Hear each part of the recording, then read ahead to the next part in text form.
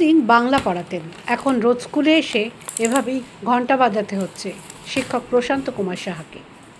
এখানেই শেষ নয়, স্কুলের গেট খোলা, পাম্প চালানো সবই করতে হচ্ছে ভাগে ভাগে। 2016 সালে টেটের যে 26,000 শিক্ষকের যে সুপ্রিম কোর্টের যে রায় বেরিয়েছে, তাতে আমাদের বিদ্যালয়ে গোপালবেড়া হাই স্কুলে 3 জন টিচার আর একজন গ্রুপ ডি ওনারা এই আওতায় পড়েছেন। এখন আমাদের স্কুলে তো টিচার অবস্থা খুবই খারাপ। আমরা কি করব, আমরা টিচার, অ্যাসিস্ট্যান্ট টিচার, কিন্তু আমাদেরকে গ্রুপ ডির কাজটা এখন বর্তমানে সামলাতে হচ্ছে। সব রকম চাবি খোলা থেকে আরম্ভ করে মেশিনে জল চালানো থেকে আরম্ভ করে সমস্ত কিছু আমাদের করতে হচ্ছে।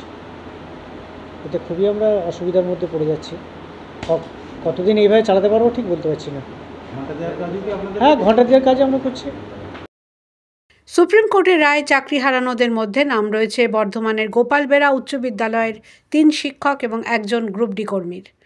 এমনিতেই শিক্ষক ও অশিক্ষক কর্মীর অভাবে অচলাবস্থা চলছিল স্কুলে। 3 এপ্রিলের পর ছবিটা পাল্টে গেছে আরও। একদিকে নিয়মিত পঠন পাঠন চালানো, অন্যদিকে গ্রুপ ডি কর্মীর কাজ, সব মিলিয়ে শিক্ষকদের উপর দারুণ চাপ। এর ফলে স্কুলের স্বাভাবিক কাজকর্ম এবং শিক্ষার মান মারাত্মকভাবে ব্যাহত হচ্ছে বলে জানাচ্ছেন স্কুল কর্তৃপক্ষ।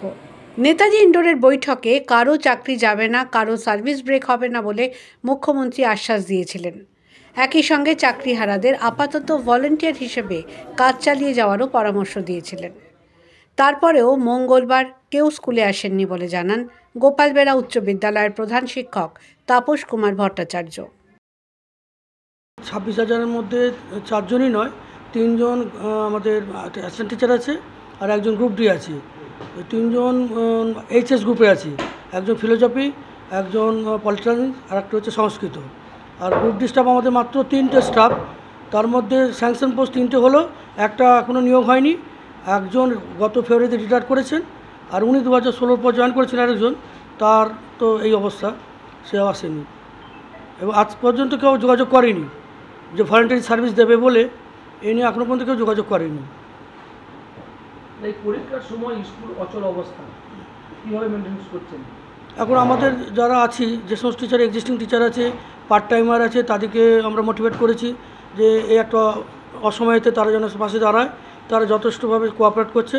পার্ট টাইম টিচার 5 জন আছে, আর আমরা যারা আছি 10 জন এখন এক্সিস্টিং, তো তারাই কোঅপারেট করে নিজের কাজগুলো করছে।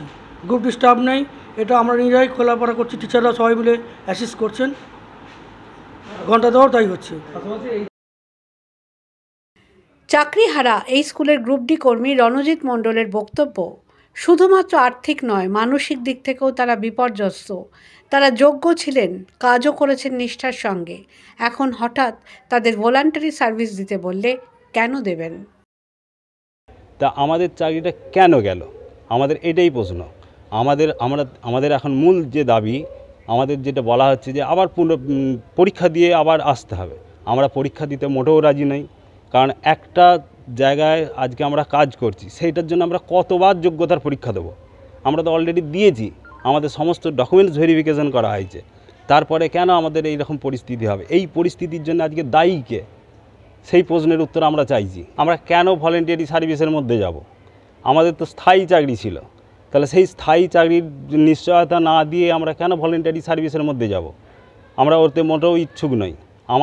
আমরা যে চাকরি করছিলাম, যে পদে ছিলাম, আমরা সেই জায়গায় আমরা আসতে চাই, সেই জায়গা আমাদের ফিরে পেতে চাই।